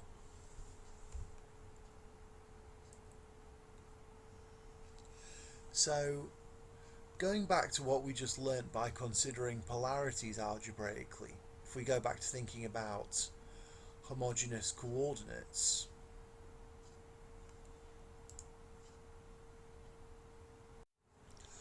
so in homogeneous coordinates, as we've already discussed, a conic can be written by this equation. So for constants Cij, it can be written like this. So C11 x1 squared plus C22 x2 squared plus C33 x3 squared plus 2 times all of C12 x1 x2, C13 x1 x3, C23 x2 x3 equals 0. And this basically, this equation, as we've seen, emerges from the form of a polarity, and it's interesting that we can actually take these parameters of this equation for a conic in homogeneous coordinates, and even if those parameters are all real, we can have imaginary aspects emerging on our conic. I mean, we just saw that quite trivially by looking at that case where the circle met to align at imaginary points. But in fact, we can have cases where the entire conic is imaginary, and those kind of cases would correspond to things like a polarity where the polar of the point is never touching the point, at least in real elements. So if we take this equation, this is a general equation for a conic in homogeneous coordinates. If you want to see something that looks more familiar, if you know about the theory of conical equations in Cartesian geometry, simply take this equation and set x3 is equal to 1, and you'll get the familiar general form of a conic in Cartesian coordinates. But anyway, let's work in homogeneous coordinates for now. Now, we can think about where this conic meets the x2 equals 0 line. We can take that line without loss of generality, and now we're really studying the kind of general problem of where does a conic meet a line in an algebraic way. And we get an equation for this, just a simple quadratic c11 x1 squared plus c33 x3 squared plus 2c1 c3 x1 x3 is 0. And we can of course solve for this to find the intersection points of the conic and the line, but the other thing that's interesting is actually if we, instead of starting with this conic, we go a bit deeper and start with the polarity which generates it, and then we can look at how this polarity actually induces an involution on the line, as I've been showing lots of other involutions occurring via polarities. You might want to try and convince yourself that the polarity which creates this conic, which can basically be obtained by splitting this pure x based equation into one in terms of x and y's, and then once one's got that, setting x2 equals y2 equals 0, one gets this equation here for the involution on the line, and that equation is c11 x1 y1 plus c33 x3 y3 plus c13 x1 y3 plus c13 x3 y1 is 0. So I've drawn a little diagram of what this is telling us. Basically, this is describing the properties of points x and y which are on this x2 equals 0 axis, which are getting swapped round by the involution which is induced by this polarity. And so essentially, if we want to get y from x, we determine the polar of x and vice versa. So in the real case, if x is a point exterior to the conic, we can just find its polar by drawing tangents from x to the conic and connecting those tangent meeting points, and that will give us y, and vice versa. So this will give us our involution. Now, the interesting thing here, the very important thing, is that in the case where the line doesn't meet the conic at real points, in the case where these meeting points are imaginary, this involution here, this is sort of a representation of the imaginary meeting points of the conic and the line. This was one of von Stout's great contributions to geometry, was to see that imaginary elements in geometry can be represented by involutions. So one does not just have to work with them algebraically. One can get a completely geometric understanding of imaginary elements in geometry in terms of these involutions. Anyway, we'll look at that a bit more later.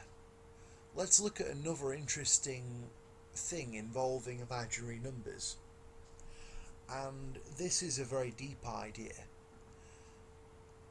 which actually has a lot to do with the sort of foundations of Euclidean geometry. So let's go back to Cartesian coordinates, and we'll take a look at the equation for a general circle with a centre a, b and a radius r. Now, here's the equation for it: x minus a all squared plus y minus b all squared equals r squared. And if we rewrite this using homogeneous coordinates, then we get this equation here. And basically the equation expands out to be 0 equals x1 squared plus x2 squared, take away 2a x1 x3, take away 2b x2 x3 plus a squared plus b squared minus r squared times r3 squared. And the interesting thing here is that now we've written this in homogeneous coordinates, this line at infinity, that's basically the line where x3 equals 0. The third component of the points is 0. And if we just make that substitution into this equation, then we get an expression for when this generic circle meets the line at infinity. And interestingly, all of the sort of shape specific or position specific parameters of the circle vanish, and we're just left with the very simple equation x1 squared plus x2 squared is 0. Of course, x3 has to also equal 0 on its own. And so, just fluffing this out a bit, we find that in fact there are two specific well-defined points where this circle meets the line at infinity. And we get this because, of course, it's only the ratio of the different terms in homogeneous coordinates that define a point. And so the important thing here is that this equation is solved when x1 divided by x2 is plus or minus the square root of minus 1. And of course any multiple of a point satisfying such a condition will be the same point. So what we find here is that there are these two special points that are imaginary points on the line at infinity, and every single circle passes through these 2 points. Now this is fully consistent with the rest of the theory of conic sections. For example, a conic can be defined as a curve through 5 points, and every circle passes through these special 2 points. So if every circle does that, then you've got 3, well, in fact you can define a conic as such a thing. You can define a circle as a conic that passes through these special 2 points. And so once you've insisted that the circle has to pass through these 2 special sort of absolute imaginary points, then there are 3 other points that the circle could pass through. And it's well known, of course, that a circle is well defined by specifying which 3 points it passes through. So it's extremely interesting that every single circle passes through these points at infinity, these imaginary points. And thinking about how conics intersect with this line at infinity is quite useful. For example, one can distinguish ellipses from the other kinds of conic sections, since ellipses intersect this line at infinity at imaginary points. They don't go off to infinity in the real sense. But the very interesting thing about these absolute points, these particular ones, which we could call 1 I0 and 1 minus I0, where I is the square root of minus 1, these absolute points define what circles are. So once we introduce them and say, hey, these points are there and they're going to play a special role, we immediately get the notion of a circle.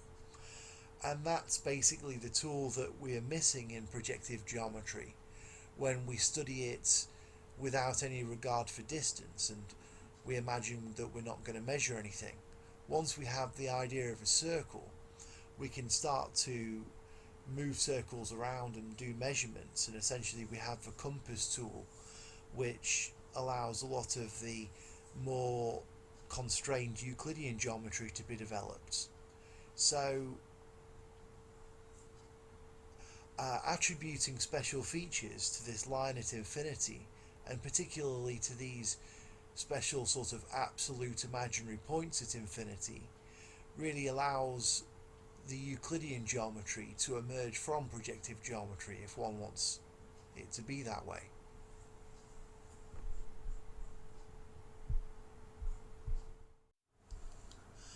Okay then, so now we're going to take a look at how these involutions are related to these imaginary points and lines, and I'm going to follow the discussion given by Felix Klein in his book Elementary Mathematics from an Advanced Standpoint, Geometry.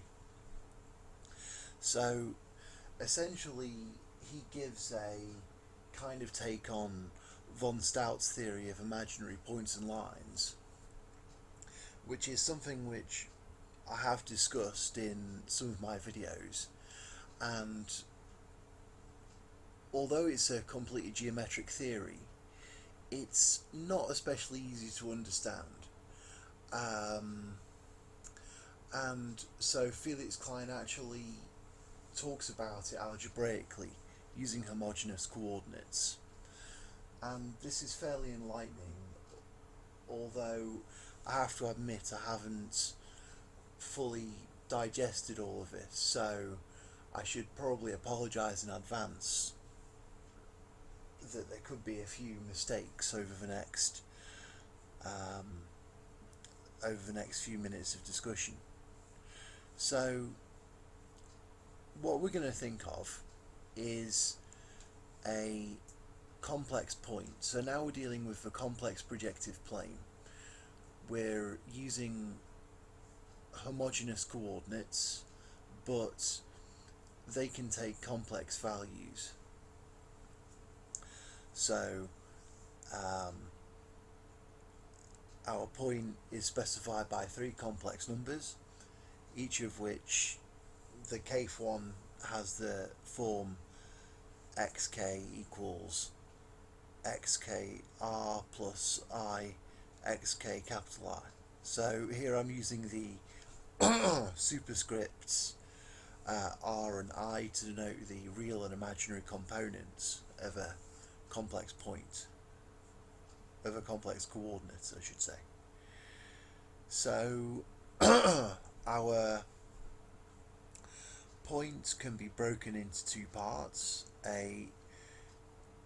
Essentially a point is a sort of list of three complex numbers, and we can break it up into a list of three real numbers plus I times a list of three more real numbers. So that's kind of like a real vector plus the square root of minus 1 times another real vector that represents the imaginary part of the thing. So there's a well-known expression for when 3 points are going to be collinear when they're on the same line, and that is when the determinant formed by writing the coordinates of those points in 3 rows is equal to 0. And so, since x can be represented as a sum of the real part plus I times the imaginary part, those 3 points, the whole point x in the complex plane and its real component and its imaginary component, those 3 things are all going to be collinear. So this determinant is going to be equal to 0.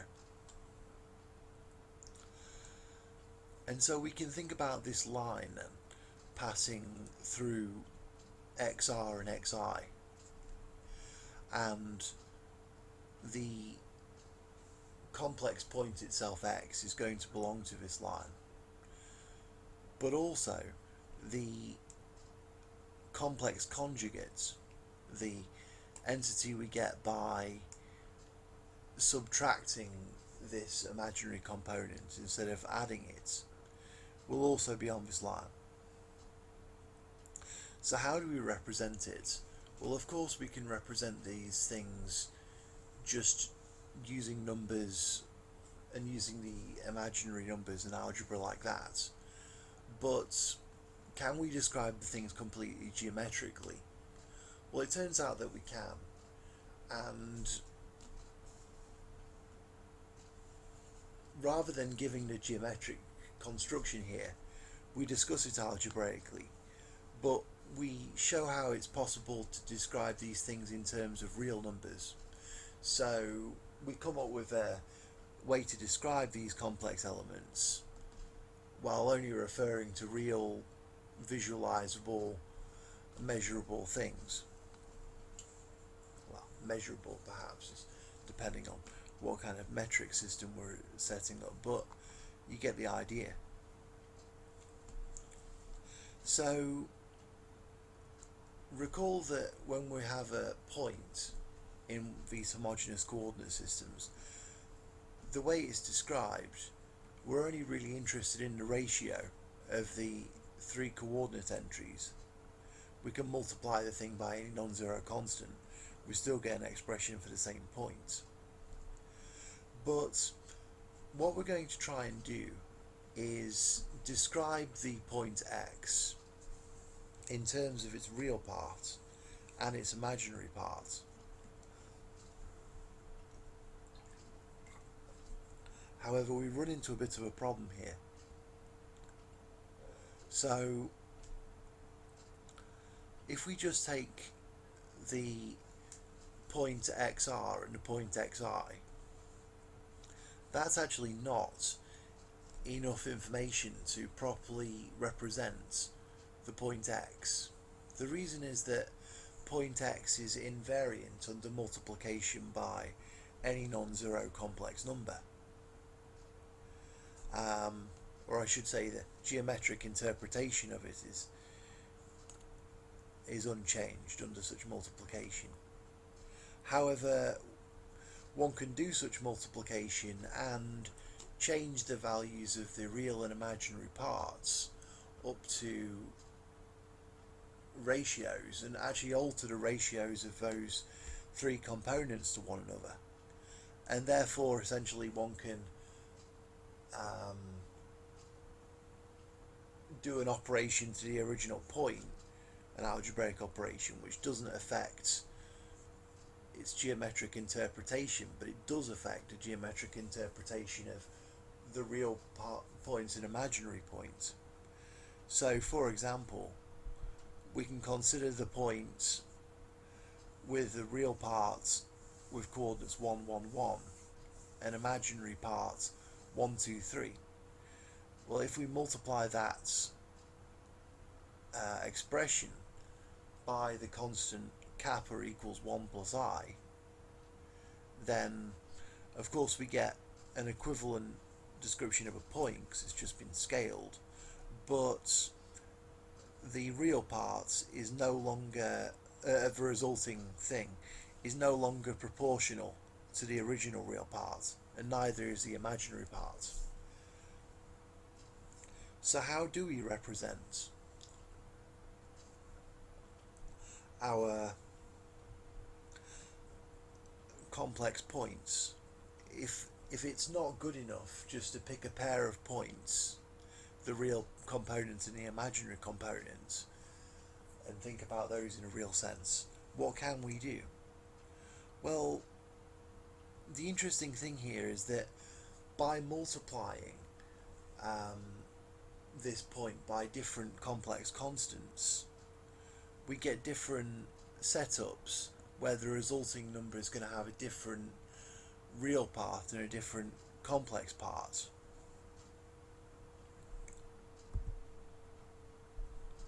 So let's call the point we get by multiplying x by some arbitrary non-zero complex constant rho, let's call that number r hat. And so we can write rho as rho superscript r plus I rho superscript I. Those being, so rho r and rho I being the real and imaginary parts of this constant we're multiplying by. And so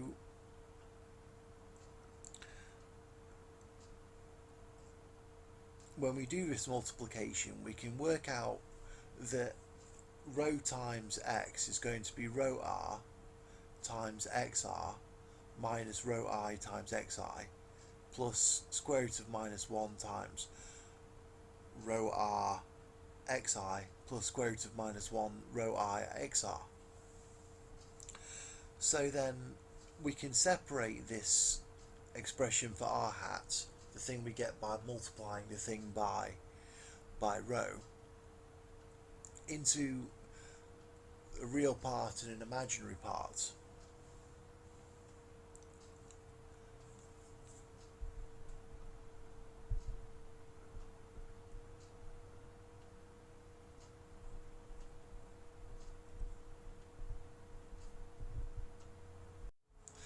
Okay, so let's recap. We have our initial point, which has a real component xr and an imaginary component xi. And then we're thinking about the different ways we can multiply it by a complex constant. And we're looking at the resultant real and imaginary parts, xr and xi. So we can get this expression, these expressions for what xr and xi have values of in terms of the initial points and the parameter rho, the multiplier. So we find that xr hat is equal to rho r times xr, take away rho I times xi, and rho I hat is equal to rho r xi plus rho I xr. So what we really have now from our initial point is a whole set of different resulting points x hat, depending on which values of the constant rho we decide to choose. Now, it's interesting to note that both of these, the real and the imaginary parts, the resulting thing after multiplication, those being x r hat and x I hat, are both going to lie upon this line we'll call G. G is the line through xr and xi. And these are real points, okay? These are real components. We're basically taking this and making it so we can consider everything in a real way.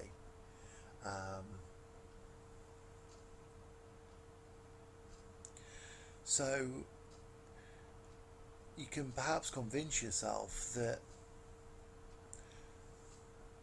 we can find a complex number rho so as to make x r hat the real component of the point after multiplication. We can make that to be any real point on this line G. We can find an appropriate multiplicative constant to do that. So now let's think about how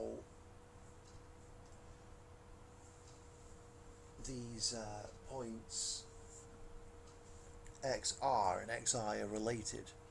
So we'll just define lambda as another constant. So we'll define it so that negative lambda is equal to rho I divided by rho r. So it's the imaginary component of our multiplier divided by the real component.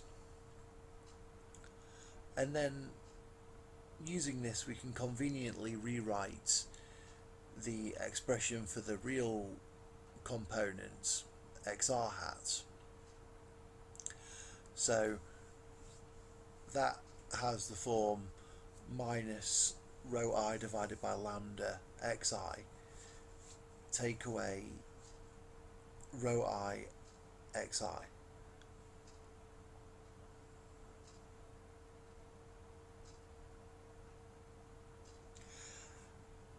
And what we can do then is, since we're allowed to multiply the expression by any non-zero constant and the resulting description of a point is unchanged, I write that that's similar to the equation.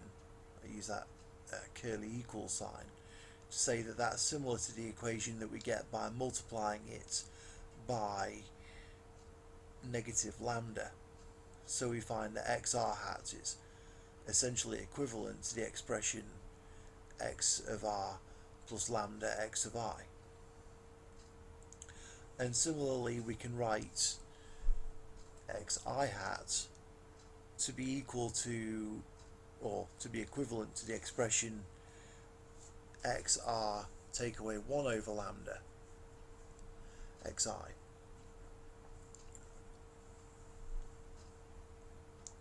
So this is interesting now because we have these 2 points, the real component and the imaginary component, and there's actually a projectivity between them. So essentially by allowing a sort of variable constant rho to be our multiplier, we're able to pick a multiplier so that the resulting real part xr hat can be any real number at all, and when such a thing is chosen, the imaginary component will be fixed, and there's actually going to be a projectivity on this line G, which is going to send xr hat to xi hat. So for example, we can write mu is equal to lambda and mu dash is equal to minus 1 divided by lambda, and then we can see how xr and xi are depending on these parameters mu and mu dash. But it's perhaps better, just in my opinion, just to leave it in terms of lambda, and we can see quite easily that this isn't just a projectivity from G to itself, it's actually an involution, it's a period 2 mapping. So for example, if we pick lambda is equal to 3, then we're going to get that xr is going to have the value, xr hat, excuse me, is going to have the value xr plus 3xi,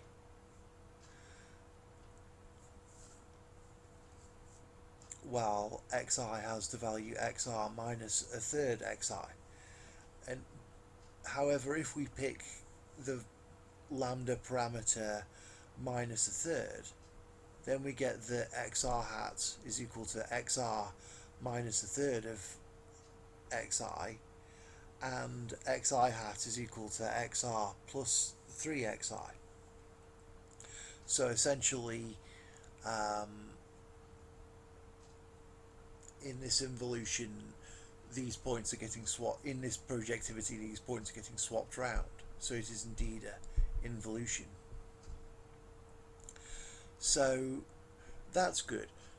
We're basically obtaining this involution sort of directly just from having a complex point x and thinking about what happens to its real and imaginary components as we multiply it by things.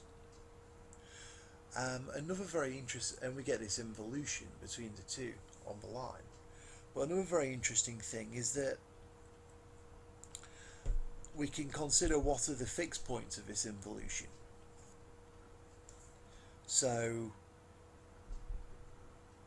the fixed points are, of course, when lambda is equal to minus 1 over lambda. And so solving that for lambda, we get that lambda is going to be equal to plus or minus I. So that's very interesting, because what we find is that the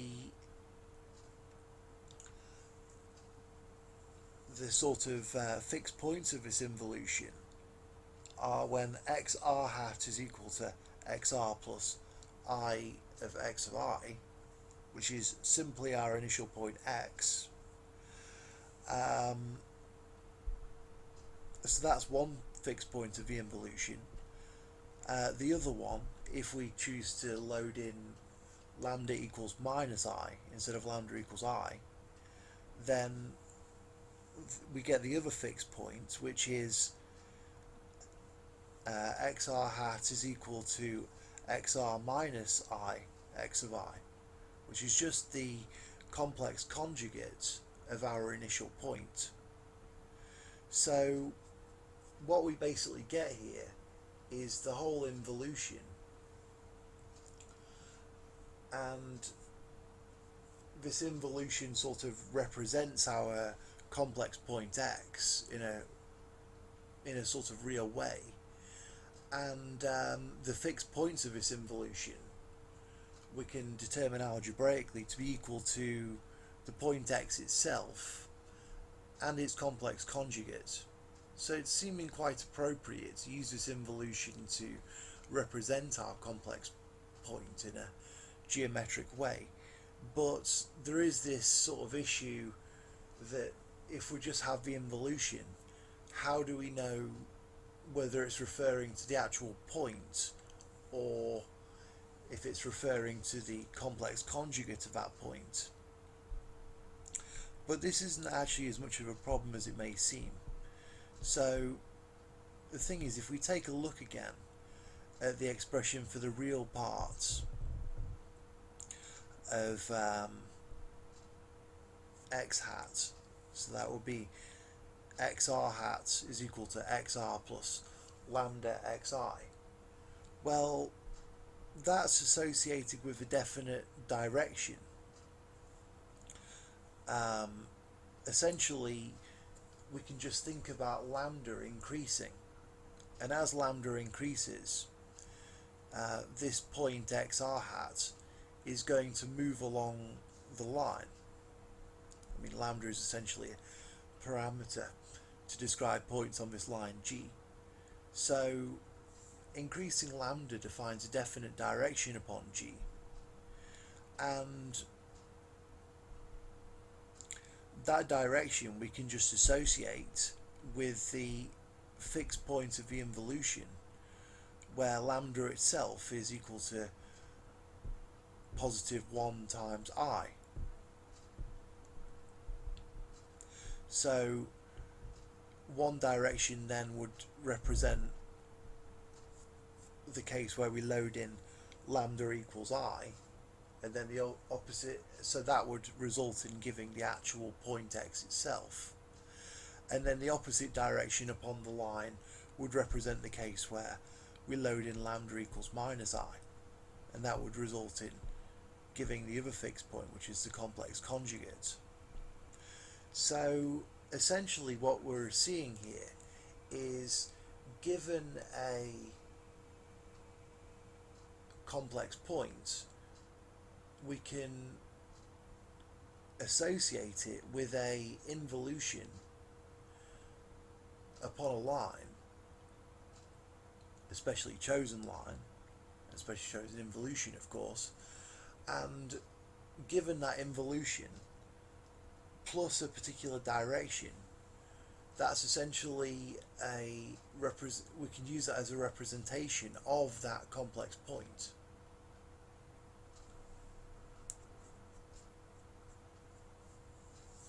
So this then ties in with in fact this is a sort of algebraic look at the kind of von Stout theory of using involutions to represent complex points and lines.